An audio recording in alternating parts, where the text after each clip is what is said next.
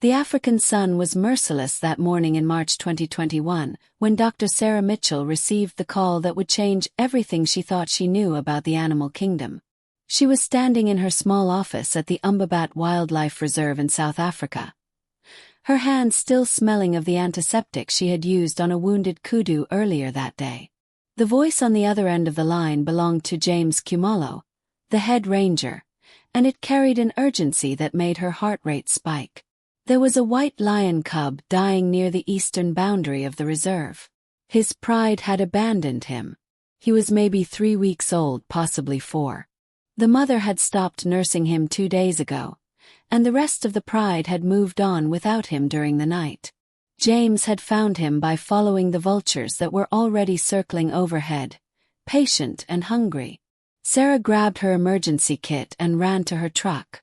She had been working with big cats for 15 years, ever since she left her comfortable veterinary practice in Johannesburg to pursue something more meaningful. She had seen rejection before. Nature was not sentimental. Weak cubs were often abandoned because the mother instinctively knew that her limited resources were better invested in the stronger offspring. It was brutal, but it was survival. Still, every time she encountered a rejected cub, something inside her broke a little. The drive to the eastern boundary took 40 minutes on rough dirt roads that shook every bone in her body. When she arrived, James was kneeling beside a termite mound, his large frame hunched protectively over something small and pale. Sarah approached slowly, her medical bag heavy in her hand. Then she saw him. The cub was barely moving. His white fur, which should have been pristine and magnificent, was matted with dirt and his own waste. His ribs were visible through his skin. His eyes were half closed, and his breathing was shallow and rapid. He was dehydrated, malnourished, and probably hours from death. But it was his color that made Sarah catch her breath. True white lions were extraordinarily rare. They were not albinos but rather the result of a recessive gene that produced a pale golden to near white coat. In the wild, their numbers were critically low. This cub represented something precious, something that could potentially help the entire white lion population if he survived. But survival seemed unlikely. Sarah knelt down and gently picked him up. He was limp in her arms, his body hot with fever. She could feel his tiny heart racing against her palm. James looked at her with eyes that had seen too much death in the bush, and he said nothing. They both knew the statistics. Rejected cubs almost never made it, even with human intervention. Their will to live often died before their bodies did. She carried him back to the truck and laid him on a blanket in the passenger seat. During the drive back to the reserve headquarters, she kept one hand on his small chest, feeling for the rhythm of his breathing. She talked to him softly, telling him that he was going to be okay, even though she was not sure she believed it herself. She named him Atlas, after the Greek titan who carried the weight of the world on his shoulders. This little cub would need that kind of strength to survive. Back at the clinic, Sarah worked through the afternoon and into the evening. She inserted an 4-line to combat the dehydration. She administered antibiotics for the infection that was raging through his small body. She carefully cleaned him, removing the dirt and parasites that had accumulated during his abandonment. She tried to feed him formula from a bottle, but he refused to suckle. His survival instinct had dimmed to almost nothing. By midnight, Sarah was exhausted and heartbroken. She had done everything she could medically, but medicine was not enough. The cub needed something more fundamental. He needed to feel safe. He needed to feel wanted. He needed a mother. That was when she thought of Bella and Max. Bella and Max were 2 golden retrievers who lived on the reserve with Sarah. She had brought them from Johannesburg 3 years ago, and they had adapted to life in the bush with surprising ease. Bella was 5 years old, gentle and maternal by nature. She had the kind of temperament that made everyone around her feel calm and protected. Her coat was a deep golden color that caught the sunlight like spun honey, and her eyes held an intelligence and kindness that Sarah had rarely seen in any creature, human or animal. Max was 6, calm and protective with a steady presence that commanded respect without aggression. His coat was lighter than Bella's, almost cream-colored in certain light, and he moved with a quiet confidence that suggested he understood his role as guardian. They had been constant companions to Sarah, following her on rounds, sleeping at the foot of her bed, greeting her with unbridled joy every time she came home. But the idea forming in Sarah's mind was crazy. It went against everything she had been taught in veterinary school. You did not introduce predator cubs to domestic dogs. The size difference alone made it dangerous, especially as the cub grew. Lions were apex predators with instincts hardwired over millions of years of evolution. Those instincts did not simply disappear because a dog was kind to them. Yet, as Sarah sat there in the dim light of the clinic, watching Atlas struggle for each breath, she realized that conventional wisdom had no solution for this situation. The cub was going to die without intervention. She had nothing left to lose by trying something extraordinary. She thought about all the research she had read on cross-species bonding, on the plasticity of young animal brains, on the way early experiences could shape behavior in profound and lasting ways. She thought about the case studies of orphaned animals raised by surrogate mothers of different species, the success stories and the failures. Most importantly, she thought about Bella and Max, about their exceptional temperaments, about the way they had helped her through her own darkest moments after her divorce, about their capacity for unconditional love. She carried Atlas to her quarters, a small cottage on the edge of the reserve headquarters. The cottage was modest but comfortable, with large windows that looked out onto the savannah and a small porch where she often sat in the evenings with a cup of tea. Bella and Max lifted their heads from their beds when she entered, their tails beginning to wag in greeting. Then they saw what she was carrying, and their entire demeanor changed. They approached slowly, cautiously, their noses working to identify this strange new smell.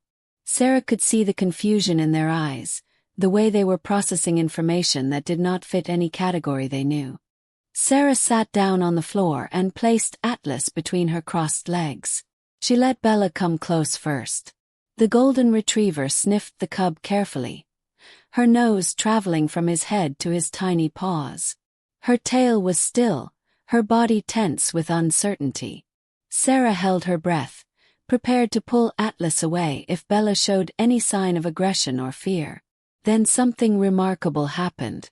Bella lay down next to Sarah and gently licked the cub's face. It was the same gesture she would use to clean a puppy, instinctive and tender. Atlas did not react at first. Then slowly his tiny pink tongue emerged and licked back. It was weak, barely more than a reflex, but it was response. It was engagement with the world. Max approached next, more reserved than Bella but equally curious. He circled them once, then twice, before settling down on the other side of Sarah. He placed his large golden head near the cub and exhaled a long, patient breath. The warmth of it stirred the fine white fur on Atlas's face. Sarah felt tears running down her face, though she could not have explained exactly why. Perhaps it was exhaustion. Perhaps it was the weight of what she was attempting. Perhaps it was simply witnessing this moment of connection between species that should have seen each other as threat or prey but instead were offering something gentler. She spent that entire night on the floor with the three of them. Every 2 hours, she tried to feed Atlas with the bottle. Each time he refused. His mouth would not open. His tongue would not engage. But around 4 in the morning something changed. Bella had moved closer, and Atlas had instinctively nuzzled against her warm belly, seeking the comfort of body heat and heartbeat. When Sarah offered the bottle again, the cub latched on. He drank slowly at first, then with increasing vigor. Sarah could have cheered, but she kept silent, not wanting to break the spell. She watched the formula disappear from the bottle and felt hope bloom in her chest for the first time since James's call. Over the next 3 days, an impossible bond formed. Bella appointed herself as Atlas's primary caregiver with a dedication that bordered on obsessive. She would lie with him for hours, keeping him warm and clean. When he cried, she would nuzzle him gently until he calmed. When he slept, she kept watch over him with an intensity that surprised even Sarah. Her maternal instincts, which had never been expressed with puppies of her own, poured out toward this strange white cub. Max was more reserved, but no less devoted. He would position himself near the door, as if guarding them both from unseen threats. At night, he would do perimeter checks of the cottage, his nails clicking on the wooden floors as he moved from window to window, ensuring their safety. Atlas began to gain weight. His fever broke on the 4th day. His eyes, which had been dull and lifeless, began to shine with curiosity. He started to move around more, exploring the small area of the cottage where Sarah had set up a makeshift nursery. And he began to play. His play was clumsy at first, the awkward tumbling of a creature learning how its body worked. But Bella played with him as if he were one of her own puppies. She would let him pounce on her tail, then gently pin him with one paw to teach him limits. When he bit too hard, she would yelp softly, teaching him about pain and consequence. When he was too rough, she would walk away, teaching him about boundaries and consent. The entire reserve staff heard about the unusual arrangement, and there were mixed reactions.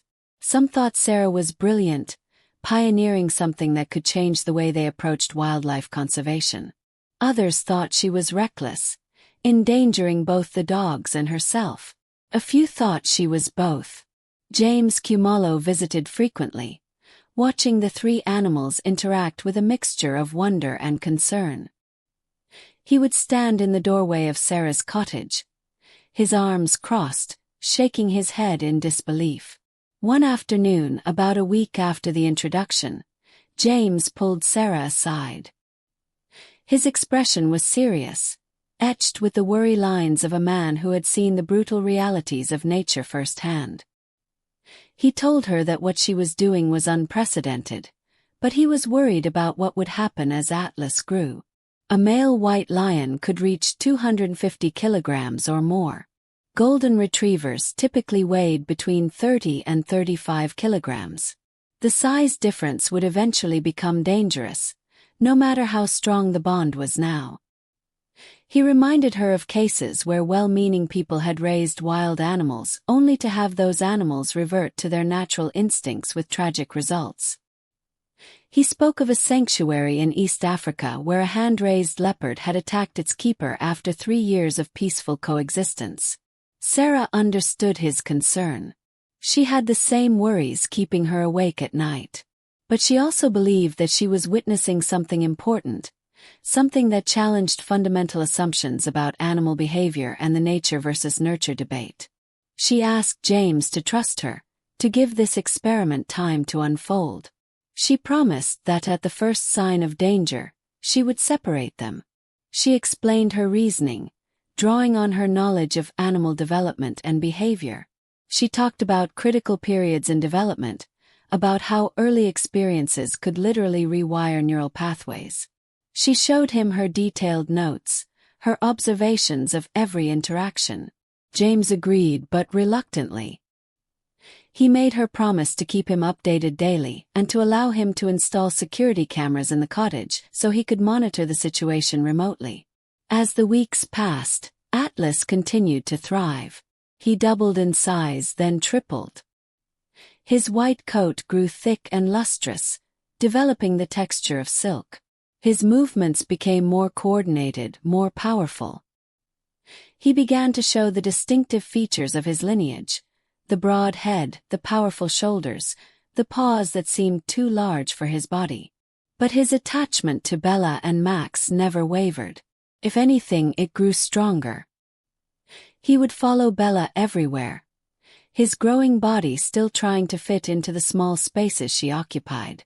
When Max barked a warning at a distant sound, Atlas would freeze and look to the older dog for guidance, his ears swiveling to catch whatever Max had heard. Sarah began to notice something extraordinary in their interactions. Atlas was learning social cues from the dogs. When Bella wanted him to stop playing too roughly, she would give a low growl and turn her back on him. Atlas would immediately stop and approach her submissively, licking her muzzle in apology. When Max wanted Atlas to move away from the food bowl, he would simply look at the young lion with calm authority, his body language conveying dominance without aggression. Atlas would step back without hesitation, waiting for permission to approach again. It was behavior that completely contradicted everything Sarah had read about lion development in the wild. The young lion was learning a language that no lion in the wild would ever speak. He was learning the language of domestic dogs, with all its subtle variations and complexities.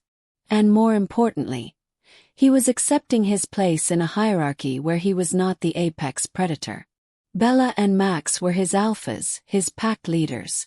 They set the rules, and he followed them with the same instinctive obedience that a wolf pup would show to the alpha pair in its pack. By the time Atlas was 6 months old, he weighed 70 kilograms and was already larger than both dogs. But he was still gentle with them, always careful with his strength. He had never used his claws in anger.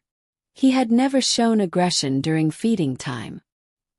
He waited for the dogs to eat first, then approached his own food only after they had finished. It was behavior that defied everything Sarah had read about lion development. In the wild, young males would begin testing their dominance around this age, challenging their mothers and the other cubs.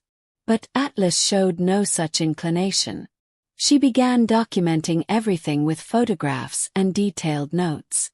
Her journals filled with observations that would have seemed like fantasy if she had not witnessed them herself. She contacted colleagues at universities and wildlife research centers around the world, sharing her observations through carefully worded emails that tried to convey the extraordinary without sounding unhinged. The responses ranged from fascination to skepticism. Some researchers wanted to visit the reserve to see Atlas for themselves, requesting permission to conduct behavioral studies.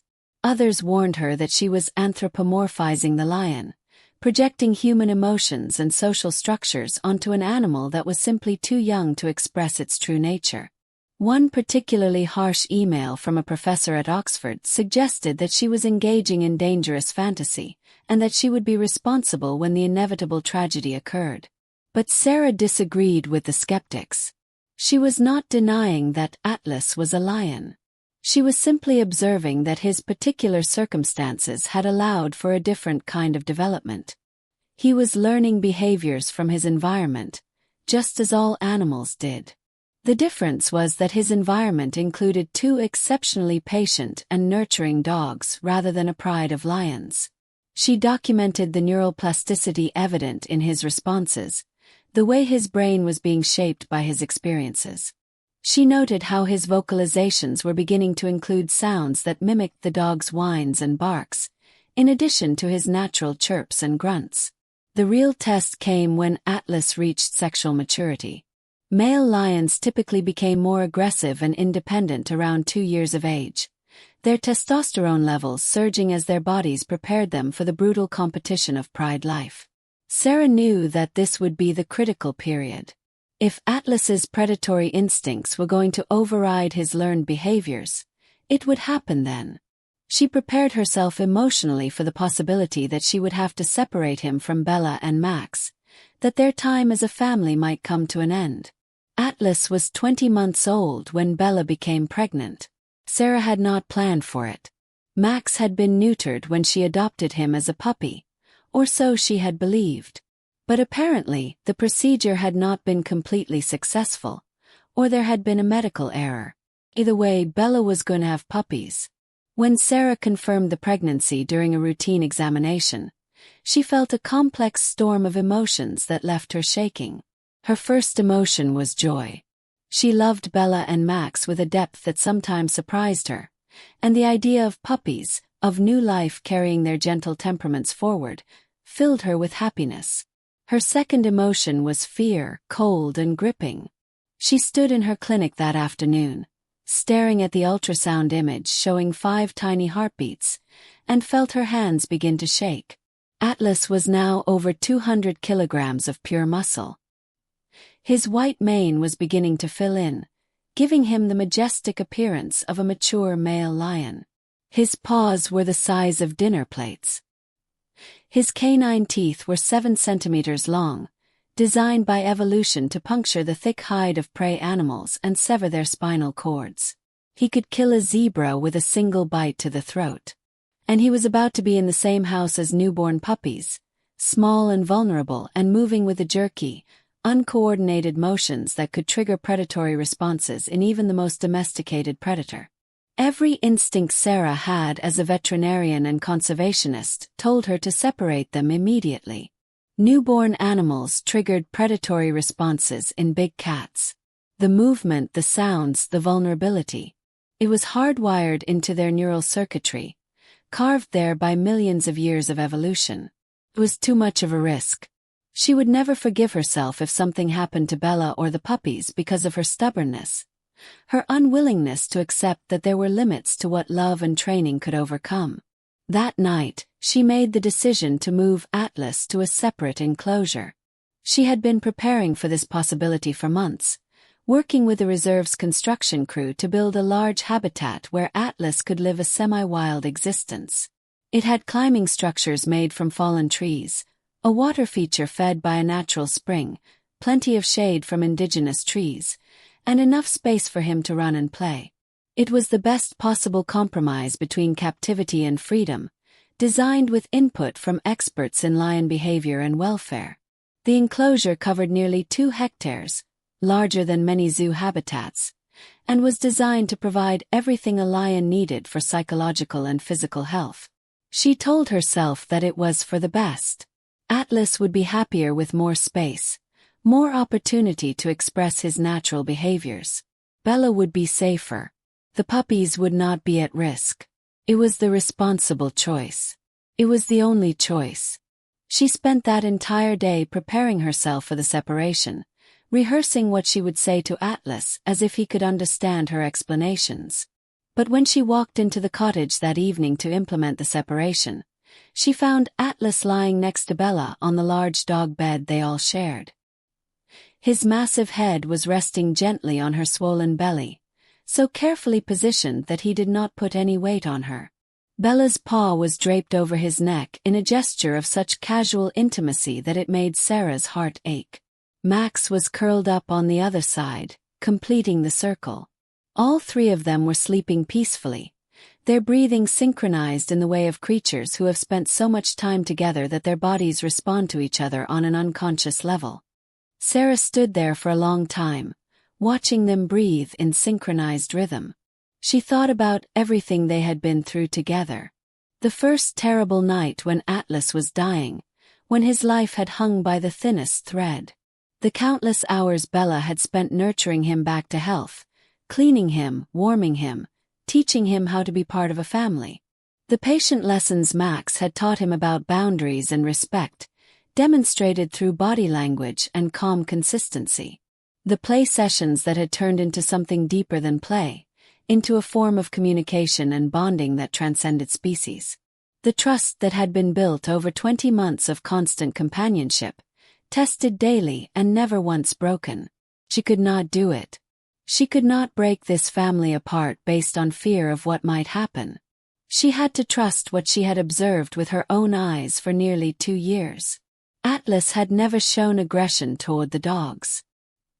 He had learned their language, accepted their authority, and integrated into their pack structure with a completeness that still amazed her. If she separated them now, she would be letting fear override evidence. She would be assuming that biology was destiny, that millions of years of evolution could not be influenced by 2 years of love and patient teaching. But she was not reckless. She set up camera systems throughout the cottage and the outdoor enclosure where they spent their days, recording from multiple angles 24 hours a day. She arranged for James to check on them multiple times each day, establishing a schedule where someone would be monitoring them at all hours. She kept her emergency tranquilizer gun within reach at all times, loaded and ready. She slept lightly, waking at every sound, ready to intervene at the first sign of trouble. She created an emergency protocol with step-by-step instructions for separating Atlas if necessary, and made sure that every staff member knew their role. Bella gave birth on a cool evening in September, 22 months after Atlas had first arrived at the reserve. The air carried the scent of approaching rain, and the crickets were singing their evening chorus. Sarah assisted with the delivery, as she had done for countless animals over the years. Bella was a natural mother, calm and focused even during the difficult moments. She delivered 5 puppies over the course of 6 hours, each one arriving in its translucent sack that Bella expertly cleaned away. 4 of them were golden like their parents, with coats that ranged from deep honey to pale cream. The 5th had an unusual pale cream coat that reminded Sarah of Atlas, as if the lion's presence had somehow influenced the puppies even though they shared no genetic connection. During the entire labor and delivery, Atlas remained outside the bedroom where Sarah had set up the birthing area. He paced back and forth, whining occasionally with a sound that was heartbreaking in its anxiety. He would stop at the door, pressing his ear against it, trying to hear what was happening inside. Max stayed with him, pressing his body against the lion's side in reassurance, providing the kind of steady, calming presence he had always offered. It was behavior Sarah had seen between the two of them before during stressful situations. Max was the calm center, the anchor, and Atlas drew strength from his presence. When the last puppy was born and Bella had cleaned all 5 of them, when they were all nursing and making the small mewing sounds of newborns, Sarah opened the door. She did not call Atlas in. She simply stepped aside and let him make his own choice. He approached slowly, his massive body moving with careful deliberation. Every step was measured, cautious. He stopped at the threshold and looked at Sarah, as if asking permission. She nodded, her heart pounding so hard she could hear it in her ears, feel it in her throat. Atlas entered the room and walked to the bed where Bella lay with her newborns. He lowered his enormous head and sniffed each puppy gently. His nostrils flared as he took in their scent, cataloging it, learning it. Bella watched him but did not tense or show any sign of distress. She trusted him. After all this time, after 22 months of living together, she trusted him completely with the most precious things in her world. Then Atlas did something that made Sarah's breath catch in her throat and brought tears streaming down her face. He lay down beside the bed, positioning his body between the door and the new family. He placed his head on his paws and closed his eyes, but Sarah could see that he was not sleeping. His ears were swiveling, catching every sound. His nostrils continued to flare, monitoring every scent. He was standing guard. He was protecting them. He had understood, in whatever way his brain processed such things, that these small, vulnerable creatures needed protection, and he had appointed himself their guardian. Over the next several weeks, Sarah watched as Atlas appointed himself the puppy's primary protector. When they began to move around and explore, taking their first wobbly steps away from Bella's side, he would follow them at a distance, ready to intervene if they got into anything dangerous. When they played too roughly with each other, as puppies do, he would gently separate them with his massive paw, mimicking the corrections he had received from Bella and Max when he was young. The gentleness was extraordinary, given his size and strength. He could have crushed them with the slightest miscalculation, but he never did. When they were tired, they would pile on top of him, using his warm body as a bed. He would lie absolutely still, barely breathing, allowing them to sleep undisturbed. Sometimes Sarah would find all 5 puppies sleeping on various parts of Atlas's body, and the image was so surreal that she would take photographs just to prove to herself that it was real. There was one puppy in particular who seemed to have a special bond with Atlas. It was the pale cream one, the one that reminded Sarah of the lion. The puppies were all male, and Sarah named the cream-colored one Apollo, after the Greek god of light and healing. From the beginning, Apollo sought out Atlas more than his siblings did. He would climb onto the lion's back and sit between his shoulder blades like a tiny king surveying his kingdom. He would pull on Atlas's ears and tail with his sharp puppy teeth, and Atlas would tolerate it with infinite patience. When Apollo got into trouble, which was frequently given his adventurous nature, it was often Atlas who retrieved him, carrying him gently in his mouth the way a mother cat would carry a kitten. When the puppies were old enough to eat solid food, Sarah observed a behavior that confirmed everything she had believed about Atlas. At feeding time, she would put down 6 bowls, measuring out the portions with care. 5 smaller bowls for the dogs and 1 large bowl for Atlas. The lion would approach his bowl, sniff it, his body language showing clear interest and hunger. Then he would step back. He would wait until Bella had eaten her fill, sitting patiently while she consumed her meal at her own pace. Then he would wait for Max, who ate more slowly than Bella. Then he would wait for all 5 puppies to finish, even though their meals took forever as they got distracted and played and came back to eat and played some more. Only after everyone else in his family had eaten would Atlas approach his own food. By that time it had been sitting for 20 minutes or more, growing cold, but he never complained. Sarah documented this behavior repeatedly over weeks and months. Never varied. In the wild, dominant male lions ate first. They would aggressively defend their food from other pride members, including females and cubs. They would eat until sated, sometimes consuming 20 kilograms of meat in a single meal, while others waited. But Atlas had learned a different set of rules. He had learned that leadership meant ensuring everyone else was cared for first.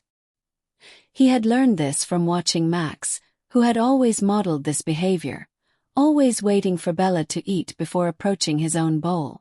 The story of Atlas and his unusual family began to spread beyond the reserve. A journalist from a South African wildlife magazine came to do a feature story, spending a week observing and photographing the family. Then a documentary crew from the BBC arrived, filming for a nature program that would eventually air worldwide. Then researchers from 3 different universities requested permission to study the group, proposing long-term behavioral studies that could contribute to understanding of animal cognition and social learning. Sarah was protective of their privacy, careful to limit access and ensure that the animals were not stressed by constant observation. But she also recognized that their story had value beyond just the individuals involved.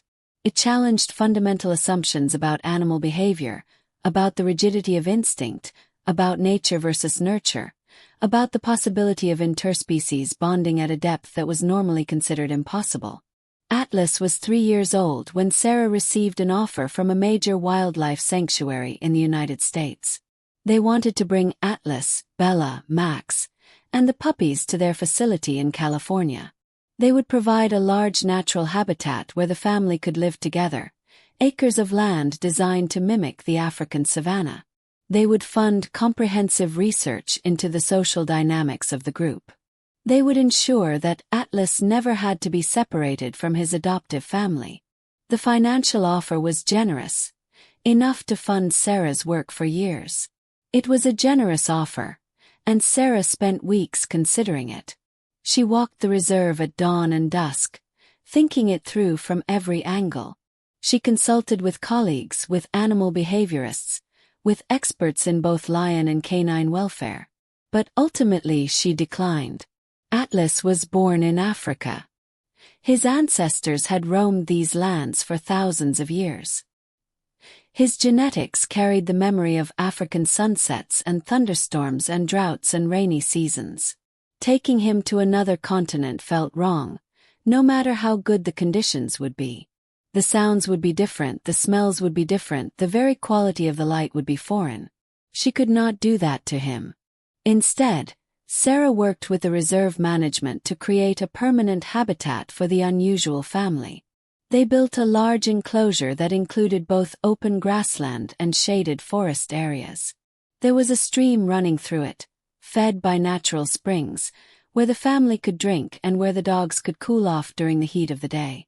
There was a small hill that Atlas liked to climb to survey his territory, standing at the top with his white mane blowing in the wind.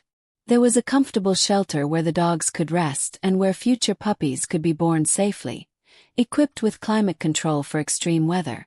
The enclosure was designed so that the family could see and smell the wild lions that occasionally passed nearby, maintaining some connection to Atlas's wild relatives, but could not interact with them directly.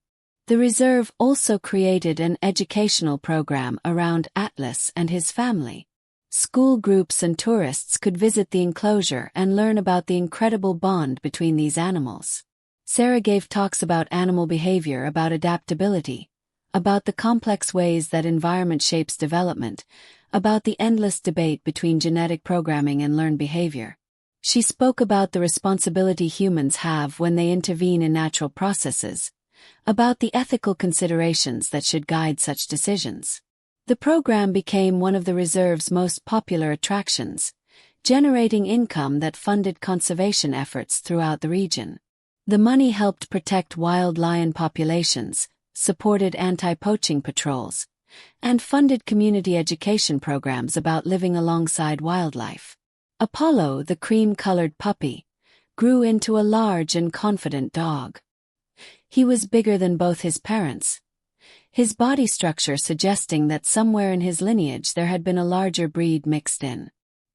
He maintained his special relationship with Atlas throughout his life. Even as an adult, weighing 38 kilograms of solid muscle, he would playfully challenge the lion to wrestling matches.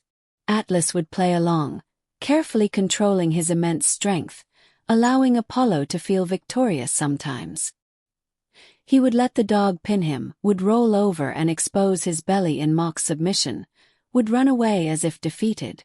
It was the same kind of play that Bella had engaged in with Atlas when he was a cub, the circle completing itself across generations. Bella lived to be 13 years old, a good lifespan for a golden retriever.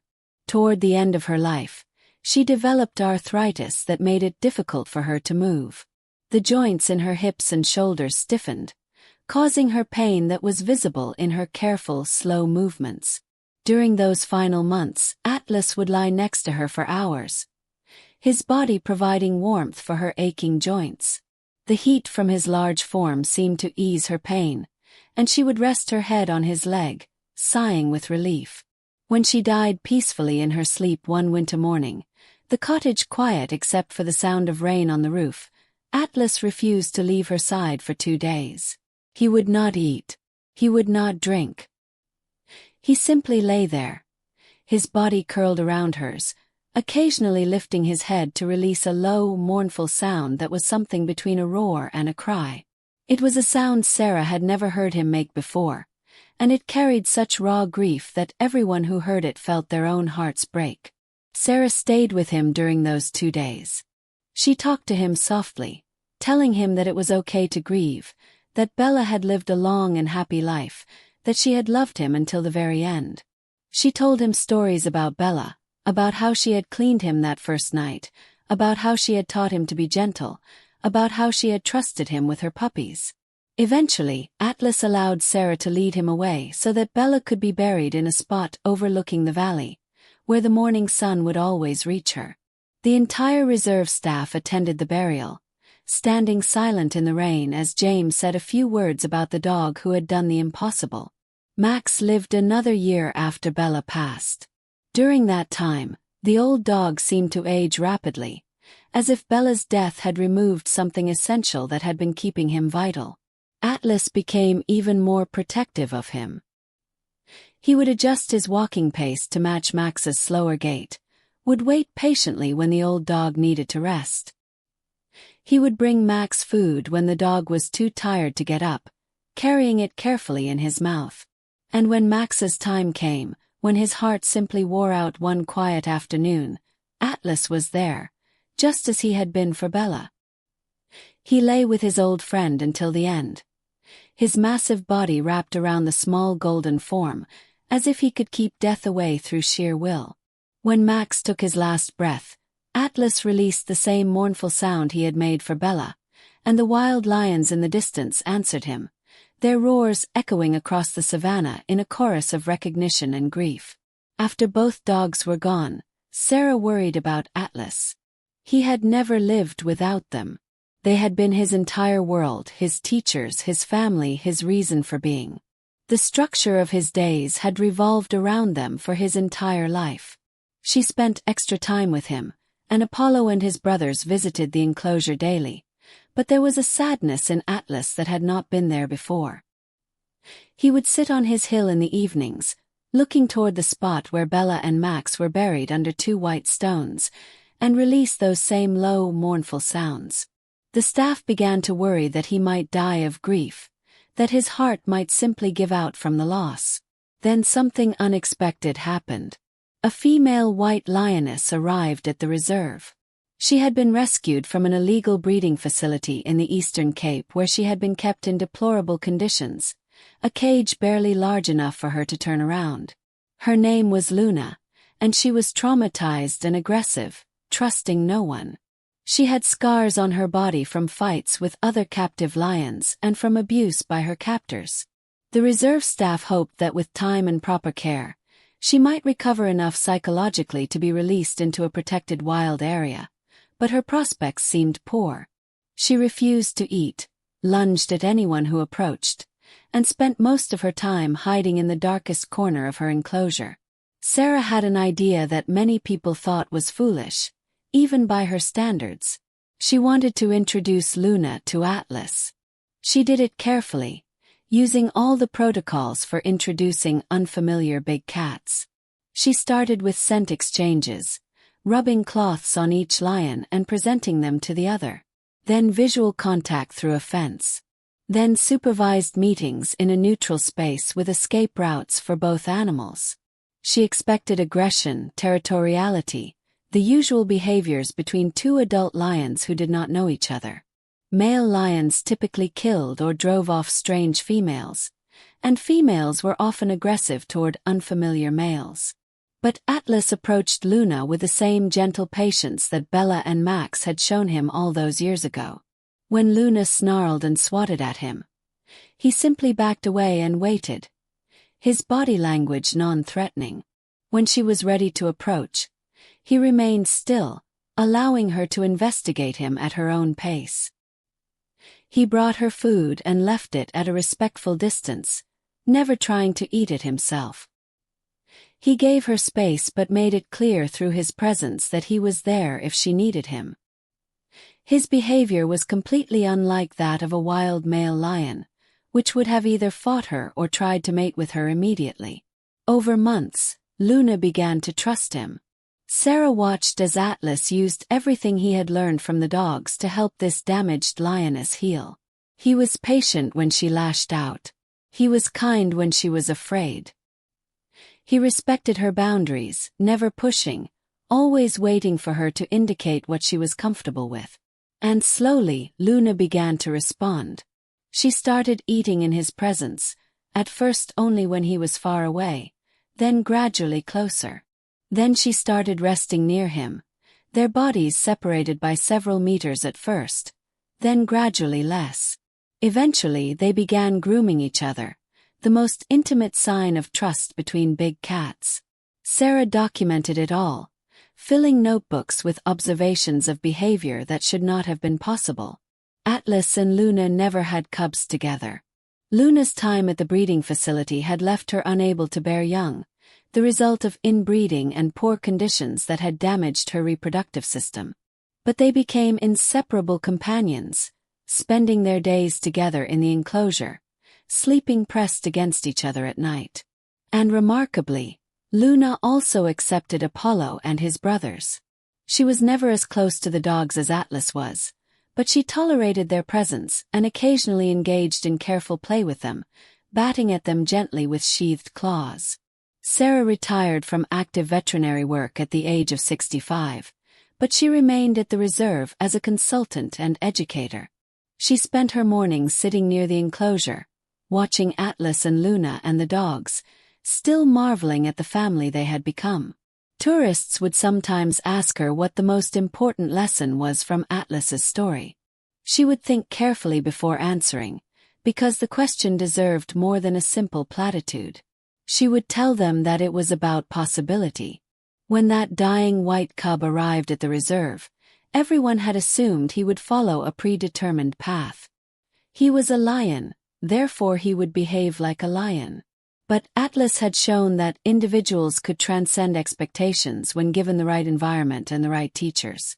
He had shown that love and patience and consistent modeling of good behavior could shape someone in profound ways, regardless of species. He had shown that identity was not fixed at birth but was something that could be influenced and shaped by experience. But she would also tell them that this was not a story about denying nature. Atlas was still a lion. He still had all the instincts and physical capabilities of his species. He could still bring down prey if he needed to. His body was still designed for hunting and fighting. The difference was that he had learned to channel those instincts in a different direction. His protective nature, which in the wild would have been expressed through territorial aggression and hunting, was instead expressed through guarding his family. His strength was used to play gently rather than to kill. His intelligence was applied to reading social cues from dogs rather than stalking prey. Nature had provided the foundation, but nurture had built the house. Years passed, measured in the gradual changes that mark time in the natural world. Apollo and his brothers grew old. One by one they passed away, each time with Atlas present, providing the same comfort he had received from his adoptive parents. Sarah documented all of it, her notebooks filling with observations that challenged and expanded scientific understanding of animal behavior and cognition. The research papers she published, co-authored with behavioral scientists from around the world, became foundational texts in the study of cross-species bonding and the plasticity of animal behavior. Atlas himself lived to be 16 years old, which was exceptional for a male lion. In the wild, male lions rarely lived past 12, their bodies worn down by constant fighting and the brutal competition for survival. Even in captivity, 16 was old. His white mane became thin and patchy. His movements slowed. His eyes clouded with cataracts. But even in his final years, he maintained the gentle nature that had defined his entire life. Young handlers at the reserve who had heard stories about his early days but had never witnessed them firsthand could hardly believe that this patient, calm lion had once been a dying cub saved by 2 golden retrievers. On his last day, Sarah knew before anyone else told her. She felt it in her bones, the way people do when they have lived alongside someone for a very long time. The quality of the light seemed different that morning, the air heavier. She walked to the enclosure early, before the sun had fully risen, before the day staff had arrived. Luna was lying next to Atlas, her body pressed against his, her head resting on his shoulder. Atlas's breathing was labored, each breath a struggle. His eyes, which had once shone with such curiosity and life, were cloudy with age and the approach of death. Sarah sat down on the ground outside the enclosure, as close as she could get. She talked to him, her voice breaking with emotion. She reminded him of that first terrible night when she had brought him home, when he had been so close to death that she could feel it hovering around him like a shadow. She told him about Bella's infinite patience, about the hours she had spent cleaning him and warming him and teaching him what it meant to be loved. She described Max's steady presence, the way he had modeled leadership without aggression, strength without violence. She told him about the moment when he had first stood guard over the newborn puppies, when she had realized that something truly special was happening. She described watching him wait for everyone else to eat first, day after day, year after year, never once breaking that rule he had learned from Max. She told him about all the lives he had touched, all the minds he had opened, all the assumptions he had shattered simply by being himself. Atlas lifted his head slightly at the sound of her voice. For a moment, his eyes cleared, and she saw in them the recognition that had always existed between them, the bond forged in that first desperate night and strengthened over 16 years. He made a soft sound, not quite a grunt, not quite a chuff, something uniquely his. Then he laid his head back down on his paws, closed his eyes, and released one final breath. Luna roared, a sound of grief that echoed across the reserve and into the surrounding wilderness. It was answered by distant roars from wild lions who had never met Atlas but recognized the call of mourning from one of their own. They buried Atlas next to Bella and Max, on the hill overlooking the valley. The entire reserve staff attended, along with many of the researchers and journalists who had followed his story over the years. Representatives from conservation organizations came from as far away as Europe and Asia. A government minister gave a speech about the importance of individual animals in conservation efforts. But Sarah barely heard any of it. She was saying her own private goodbye to the lion who had taught her that the world was more flexible than she had imagined. In the years that followed, Sarah published a comprehensive scientific paper on Atlas and his family.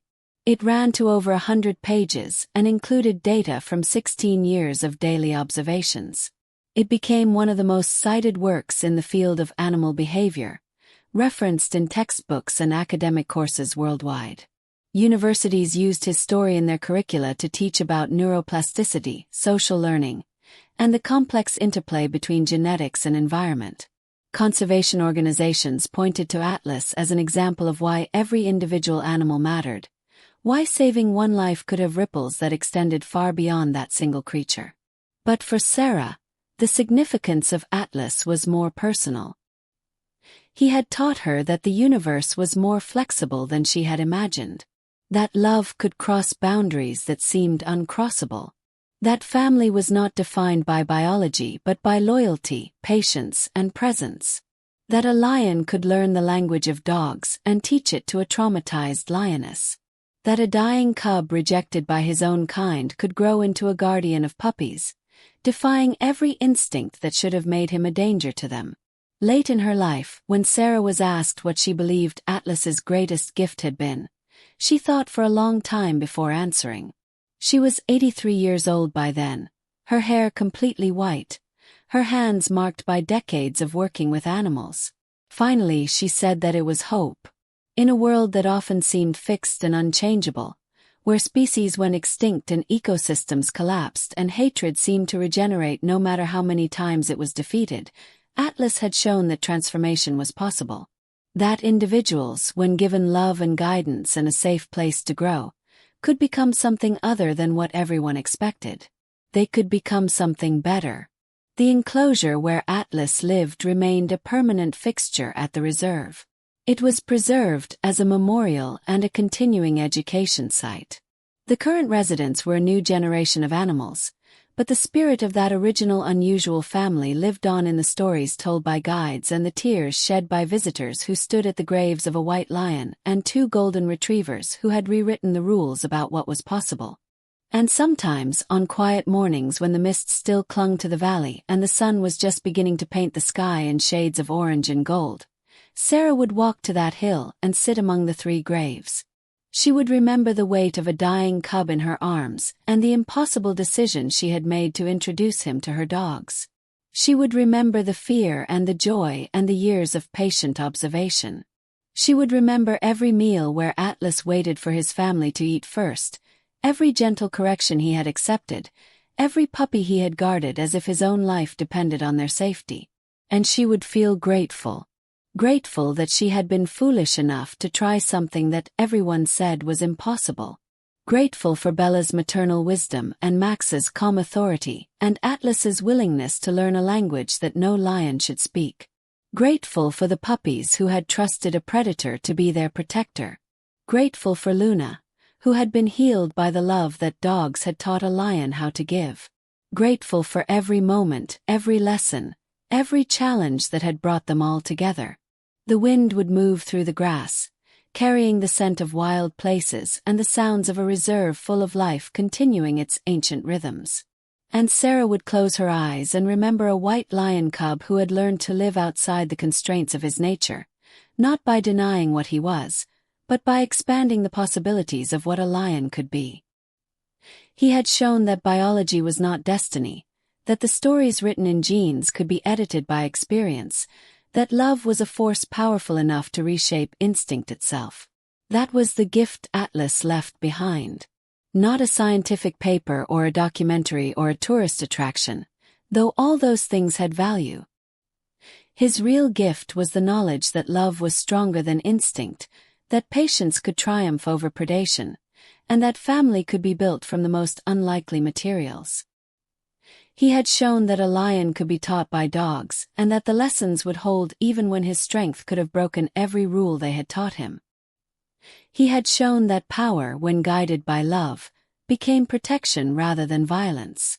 And perhaps most importantly, he had shown that when we look at another being, whether human or animal, we should see not only what they are but what they might become with the right teachers and enough time and the kind of patient love that asks for nothing in return except the chance to see them thrive.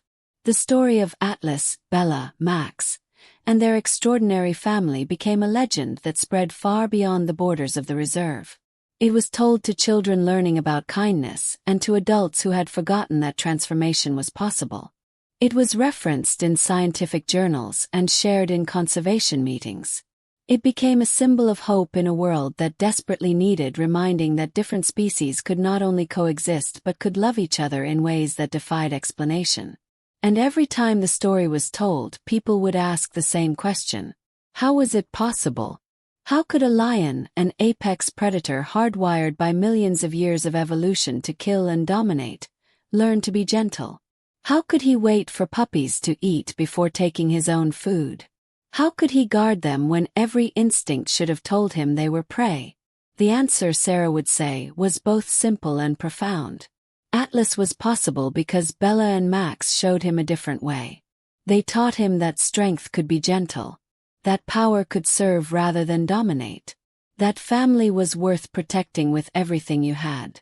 And Atlas, that dying white cub who should never have survived, learned those lessons so well that he carried them for his entire life and passed them on to a traumatized lioness who had forgotten how to trust. In the end, that was what made the story beautiful. It was not just about a lion raised by dogs. It was about the power of good teachers to shape a life. It was about the resilience of individuals who could transcend their expected paths when given love and guidance. It was about family in its purest form, defined not by blood but by choice and commitment and presence through all the stages of life, from the helplessness of infancy to the dignity of death. The sun set over the African reserve where Atlas had lived and died. The wild lions roared in the distance, marking their territories and calling to their prides. But on a hill overlooking the valley, 3 graves stood as testimony to a different kind of pride. A pride that consisted of 2 golden retrievers, 1 white lion, 5 puppies, and 1 woman who had been crazy enough to believe that love could teach a predator to be gentle. And in that belief, in that impossible success, lay a truth that the world needed to remember. That we are not only what we are born to be. We are also what we are taught, what we are shown, what we choose to become when given the gift of love that asks nothing except that we try to be better than our instincts demand. Atlas had been that gift. And the gift he gave in return was proof that even a lion could learn to wait for puppies to eat first. That even the fiercest predator could become the gentlest guardian. That even a creature designed by nature to kill could choose instead to protect. And in that choice, repeated daily for 16 years, lay a lesson more powerful than any roar, more lasting than any scientific paper, more profound than any philosophy. The lesson that love, patient and persistent and unconditional, could rewrite the oldest stories written in blood and instinct. That transformation was always possible. That hope was always justified. That family was always worth fighting for, no matter how unlikely its composition or how impossible its survival seemed. And so the story ends where it began, with a dying white lion cub and a woman crazy enough to believe in the impossible. But between that beginning and this ending lies something miraculous, a life lived in defiance of everything that should have been true, a family built from materials that should never have bonded, a love that should never have worked but did, powerfully and completely, until the very end. That is the story of Atlas. That is the gift he left behind. That is why, even now, people stand at those 3 graves and weep for what was and what might still be, if only we are brave enough to believe.